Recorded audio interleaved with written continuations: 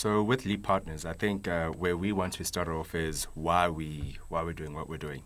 And we founded Leap Partners under the premise that we believe that every entrepreneur deserves an opportunity to successfully realize their businesses. And so because of that, as much as their ideas are great and their concepts are wonderful, there needs to be that detailed nitty-gritty work that goes behind the process.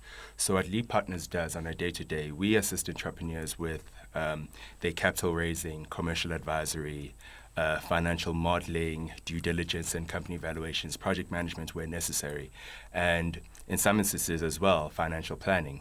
If I can just take you back to our background, we come from a banking background. Nomhle has almost 10 years in banking doing financial planning.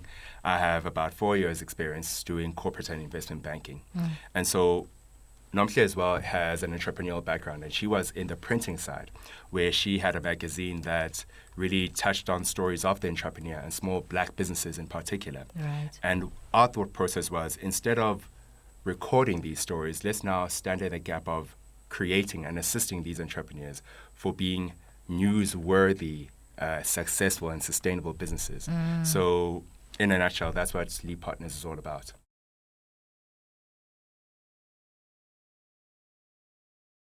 It's basically what he said, where the Black Business Journal is still in existence. We're trying to go into online magazine or digital. Lovely. So what was happening there was that we identified a couple of businesses that, one, were struggling in terms of the financial resources, and others would find that they were struggling in terms of structuring their businesses.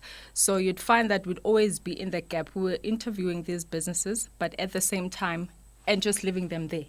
So we felt like we need to at least do something for these businesses, because yes, we do have companies that we know, such as your Zico type of companies, companies that are into acquisitions, people that are there and are able to give these resources to these lacking small entrepreneurs. So we'd always be in the gap where we're trying to link them, bring through your, mentorship programs and such. So we felt that it's important to actually bring the two together and try to have real success stories of what we have actually, originated ourselves.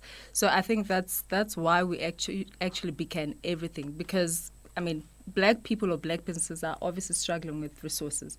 So this is why we are in this space, trying to bring everything, practicalizing everything.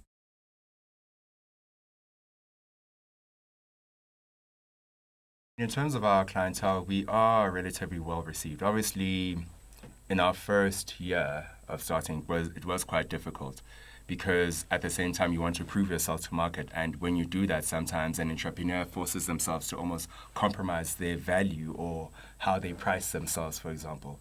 And through those learnings, we've realized that we can't exactly, just because we want business doesn't mean we have to sell ourselves short. And so obviously through those learnings, we came into a nice business model and how we actually work. And we've realized that towards the end of the year, the more we value ourselves, the more our clients see the value that we bring. And so, obviously in the first few months it was quite difficult, but now in terms of how we are structuring ourselves as a business model in not selling ourselves short and knowing the value that we bring to the business, our clients see that. And there's been some quite positive uptake, not only on individual basis, but in terms of civil organizations that want to work with us in assisting their members with their businesses as well. So it's been very, very positive.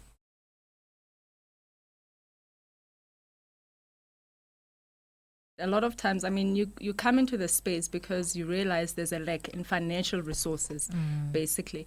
And you come in, you want to offer a service, but at the same time, you need money to offer that service. Yeah. Because nothing is for free. If we were an NGO, we would have done it, but you need to position yourself in the market as an NGO.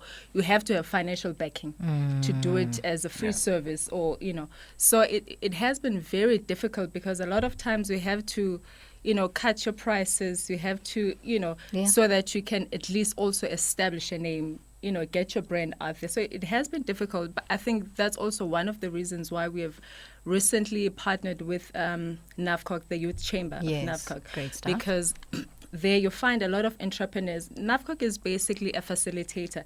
They do what we are doing, but they also have a gap, or at some point they also receive funding, but it comes from other sources. And so they need people like us to assess those applications, and for them to be able to distribute this funding. So it makes it a little bit easier, because once you become a member, you now don't have to pay so much, to get your business in order, to get your documentation in order.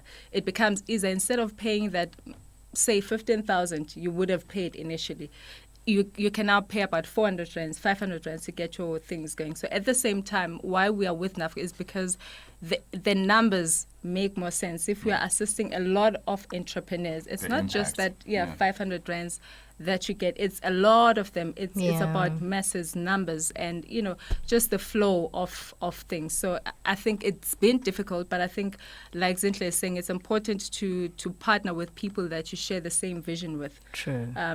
So that you get a lot of things done and you actually get value, from what you're doing.